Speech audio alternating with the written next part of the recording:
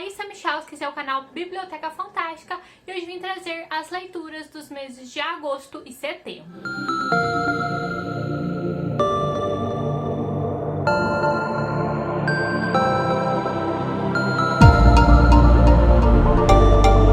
No mês de agosto eu acabei lendo poucas coisas, teve Bienal, eu tirei alguns dias de férias e tive outros compromissos também, então acabei que não tive muito tempo para leituras. E ao longo do mês de setembro acabou que eu não consegui encaixar o vídeo de leituras de agosto, então eu resolvi juntar esses 2 meses e fazer um vídeo só.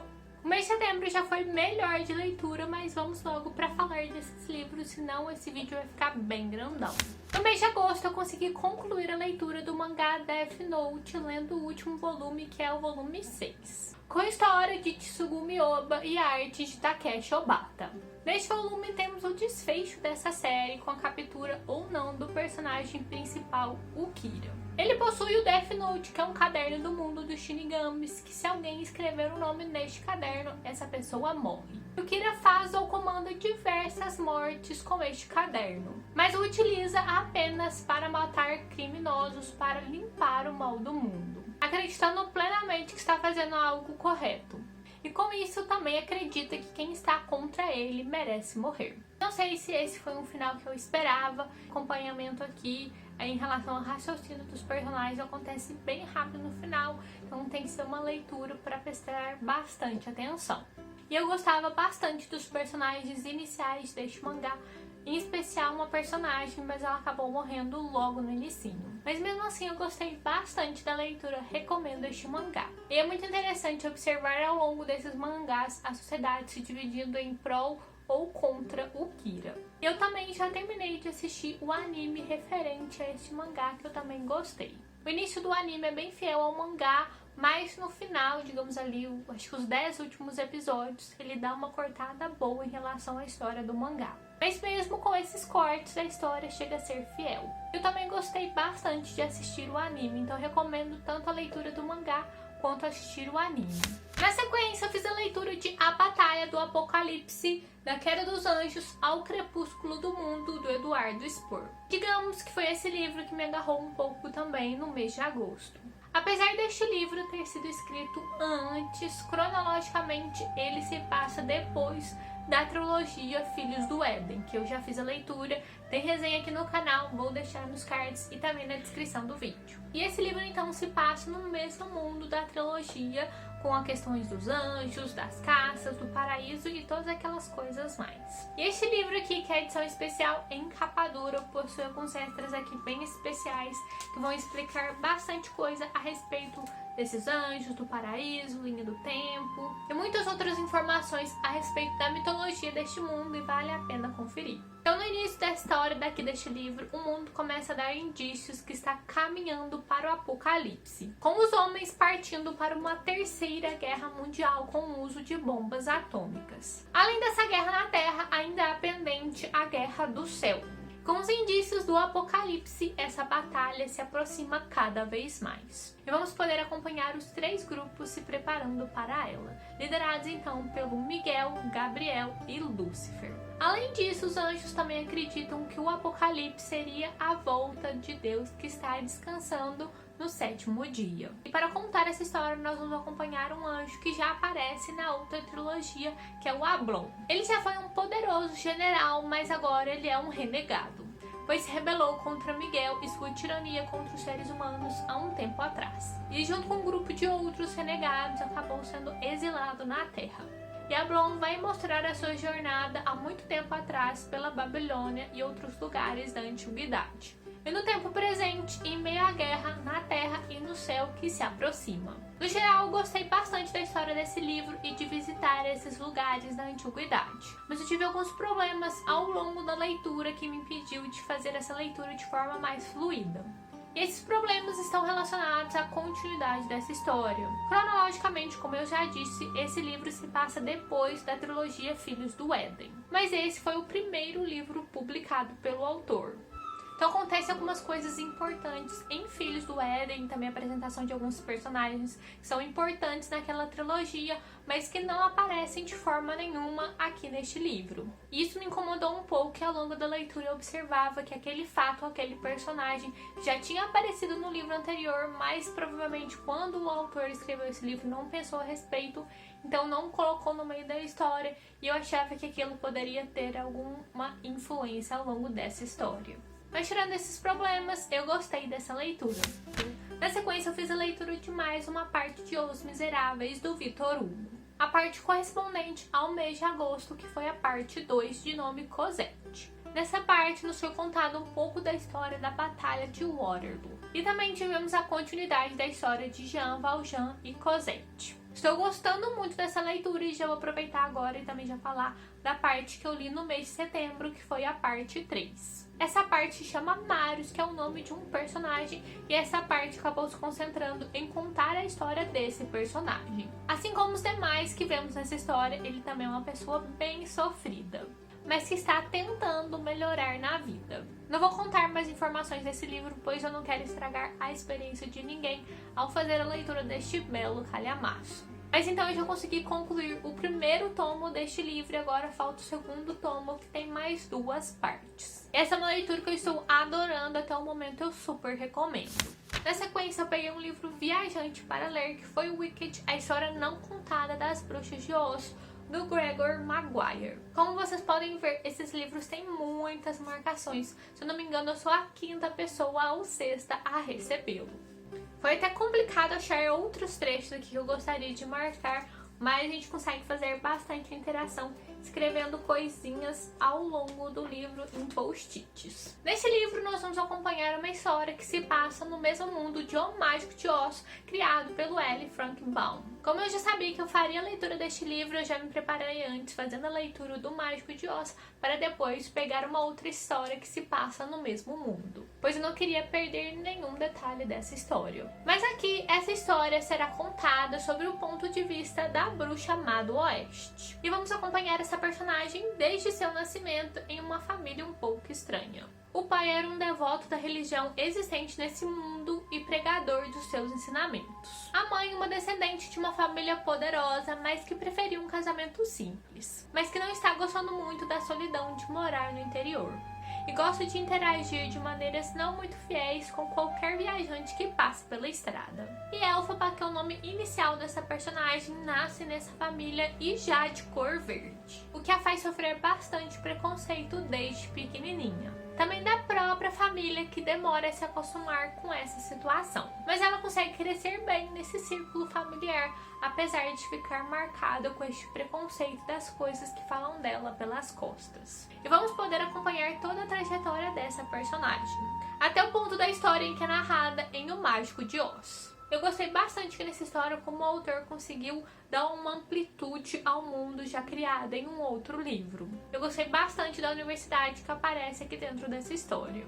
É interessante também a forma diferente como o Mágico de Oz é visto aqui dentro dessa história. E os animais falantes, que é algo destacado aqui neste livro. O que eu achei ruim foi que o autor colocou muitas características e ideais e força na personagem Elphaba, mas não chegou a desenvolver plenamente essas características, o que eu senti bastante falta. Acabei esperando muito mais dessa personagem, muitas coisas não aconteceram. Esse livro acabou me dividindo, pois eu gostei bastante do mundo que o autor ampliou baseado em O Mágico de Oz, mas senti falta aqui de algumas coisas relacionadas aos personagens.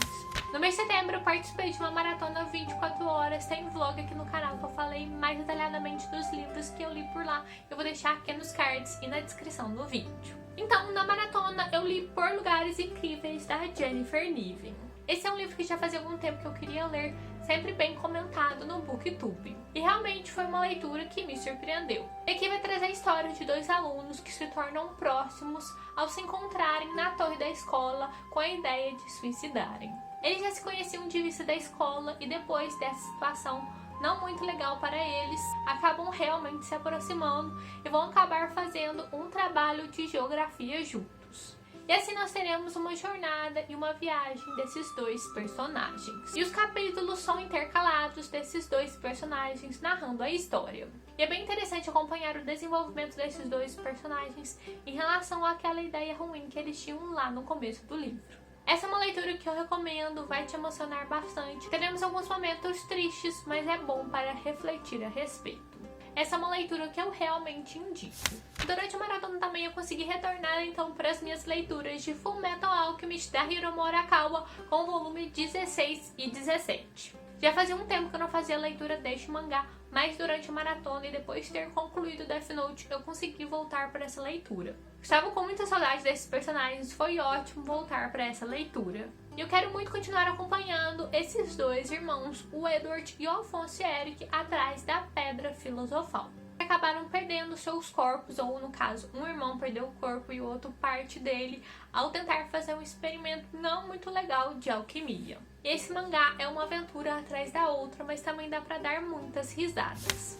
Também durante a maratona eu fiz a leitura de Meu Pequeno Evangelho, Ensinamentos de Amor em Forma Divertida, do Maurício de Souza, Luiz Rivas e Ella Mitchell.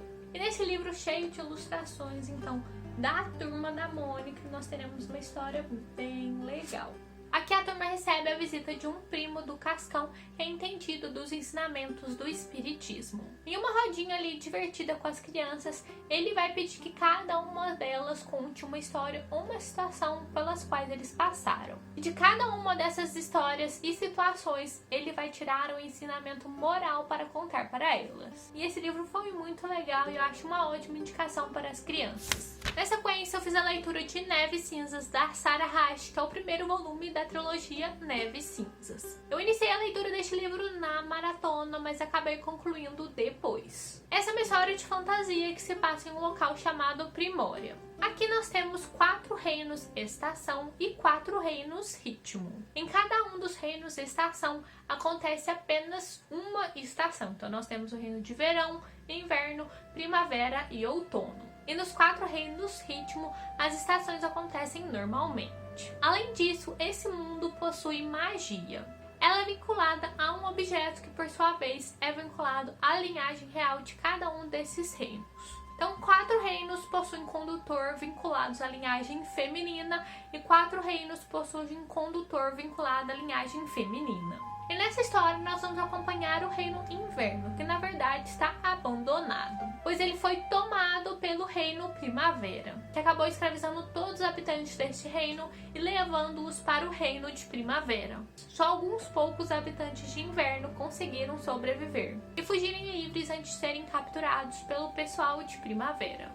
E essa turma que conseguiu sair livre deste reino que nós vamos acompanhar nessa história. No momento eu estou dando continuidade à leitura dessa trilogia e pretendo, assim que eu terminar a leitura, trazer uma resenha aqui para o canal. Então aqui eu não vou trazer mais informações a respeito desta história. Apenas vou deixar vocês curiosos com alguns detalhes a respeito dessa história.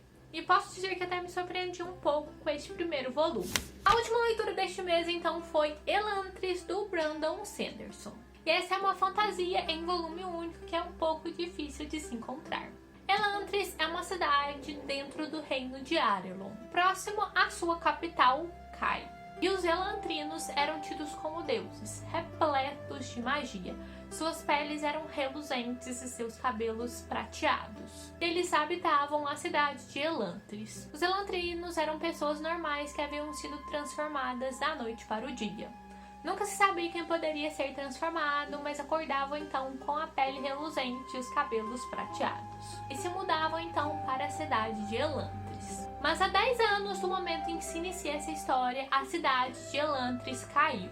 E após um caos que ocorreu na cidade de Kai, muitas pessoas morreram e também todos os elantrinos. Foi muito caos e muito massacre, que resultou em uma nova família tomando o trono. Mas mesmo assim, elantrinos continuaram a surgir no decorrer desses 10 anos. Mas dessa vez com aspectos cadavéricos, manchas pelo corpo e carecas. Esses transformados eram abandonados em Elantris, que já estava em ruínas, pois a magia também havia sumido. Explicando assim mais ou menos esse início, vamos acompanhar essa história sobre o ponto de vista de 3 personagens. O primeiro deles é o príncipe de Arelon, Haoden, que era esperança para o reino, pois já não aguentavam mais os deslizes e problemas criados pelo rei, mas que um dia é alcançado pela Haod, que o transforma em Elantrino. E assim Haoden é enviado para Elantris. A outra personagem é a princesa de Theod, que é um reino que fica numa ilha próxima a Arelon. Seu nome é Sarene e ela está a caminho de Arelon, pois foi prometida em casamento ao príncipe Haoden, como um acordo entre esses dois reinos. E o terceiro personagem é o sacerdote Raten. Ele foi para o reino de Arelon com um prazo máximo de 3 meses para converter o rei e o reino para a fé ao deus Jadeth e a religião Shu-Dereth.